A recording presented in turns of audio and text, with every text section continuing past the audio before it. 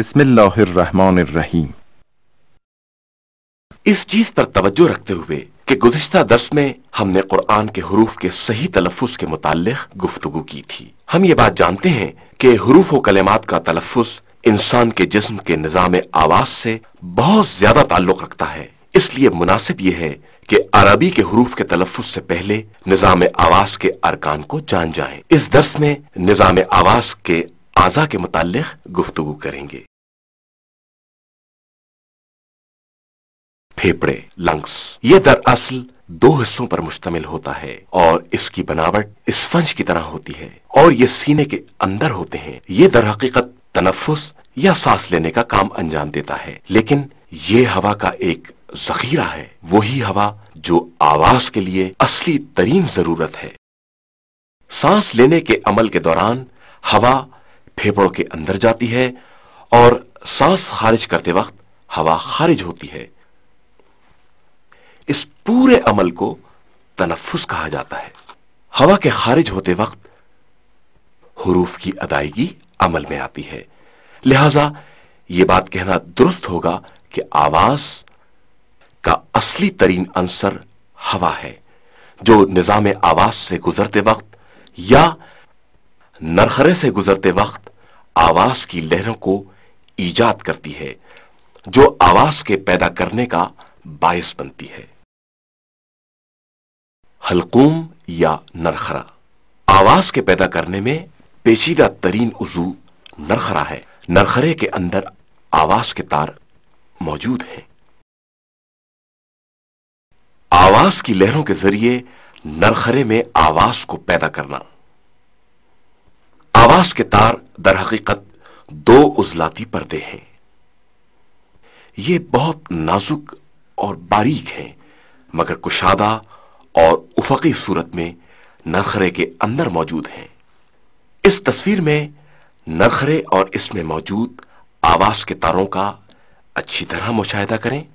आवाज के तार का काम यह है कि बहुत से अल्फाज के तलफ़्फ़ुज़ के वक्त मुस्तकिल खुलते और बंद होते रहते हैं, या दूसरी सूरत में जब हवा फेफड़ों से खारिज होती है तो हंजरे से गुजरते वक्त आवाज के तारों को हालत इर्ताश में लाती है, जिसकी वजह से आवाज पैदा होती है। हलक, यह वो खाली फजा है जिसका निचला हिस्सा नरखरे से शुरू होता है और ऊपर का हिस्सा हलक के कव्वे तक चला जाता है। हलक बहुत से हुरूफ के तलफ़्फ़ुज़ का सबब है। ज़बान, ये गोश्त का एक नर्म उज़ू है जिसमें इनअताफ और हरकत की बहुत ज्यादा सलाहियत होती है। ज़बान गुफ्तगू करने और मुख्तलिफ हुरूफ के तलफ़्फ़ुज़ में बहुत ज्यादा अहमियत की हामिल है और बाज़ हुरूफ के तलफ़्फ़ुज़ में ज़बान बहुत ज्यादा ताल्लुक रखती है।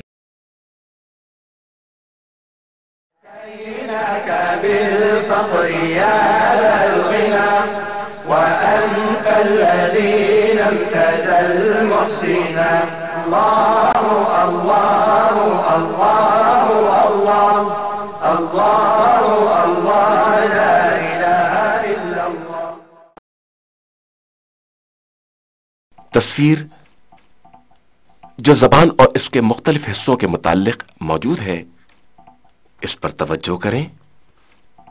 ज़बान का कोना, जिसे अरबी में तरफुल लिसान कहते हैं, ज़बान का यह हिस्सा मुख्तलिफ किस्म की हरकतों के जरिए बाज़ हुरूफ के तलफ़्फ़ुज़ का बायस होता है। ज़बान का दरमियानी हिस्सा या वसतुल लिसान, ज़बान का आखिरी हिस्सा अक्सुल लिसान कहा जाता है। ज़बान के दो तरफ होते हैं, एक दाएं तरफ सीधी तरफ और दूसरी बाईं तरफ उल्टी तरफ। लब यानी होंठ, होंठ हुरूफ के तलफ़्फ़ुज़ में बहुत अहम किरदार अदा करते हैं। होठों की मुख्तलिफ हरकत के जरिए बाज अल्फाज अदा होते हैं और इसके अलावा आवाज को मुनज़्ज़म और तब्दील करने में भी होठों का बड़ा किरदार है। खैशूम, नाक के ऊपर बांस की नाली को खैशूम कहते हैं। खैशूम का एक हिस्सा नाक के सुराख से शुरू होता है और इसका दूसरा हिस्सा हलक से मिलता है। हवा खैशूम से गुजरती है और हवा का इससे गुजरना बाज हुरूफ को पैदा करता है, जैसे मीम की आवाज खैशूम से सुनी जाती है। दांत, बाज हुरूफ का तलफ्फुज दांतों से वाबस्ता है, लिहाजा मुनासिब है कि इन दांतों के नाम और इनकी जगहों के मुताल्लिक कुछ गुफ्तगू कर लें। हर इंसान के दांतों की कुल तादाद 32 होती है, जो 2 हिस्सों में तकसीम है। एक ऊपर का जबड़ा और दूसरा नीचे का जबड़ा। हर हिस्से में 16-16 दांत होते हैं। इन 16 दांतों को अगर 2 8-8 के हिस्सों में तकसीम कर दिया जाए और इनको नाम दिए जाएं, तो हर दांत और इसके मुकाबिल वाला दांत एक ही नाम का होता है। सामने के दांत जिन्हें सनाया कहते हैं। सामने के दांतों के बाद जो दांत हैं इनको रबाइयात कहते हैं और ये सनाया दांतों के बाद होते हैं। रबाइयात दांतों के बाद अन्याब दांत हैं। अन्याब दांत वही तेज दांत हैं जिनका इब्तदाई हिस्सा कुछ उभरा हुआ है। अन्याब दांतों के बाद आसिया दांत हैं, जिनको अजरास भी कहते हैं। आसिया या अजरास दांतों में 2 छोटे आसिया और 2 बड़े आसिया होते हैं। ज़वाहिक या आसिया दांत अन्याब दांतों के बाद होते हैं। अन्याब के बाद ज़वाहिक होते हैं और इसके बाद तवाहिन। जबड़ों के अतराफ में 3-3 तवाहिन होते हैं।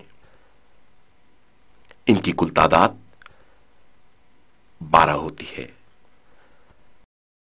आखिरी दांत, जिसको अक्ल दांत या नवाजिस कहते हैं, जो तमाम दांतों से देर में निकलता है।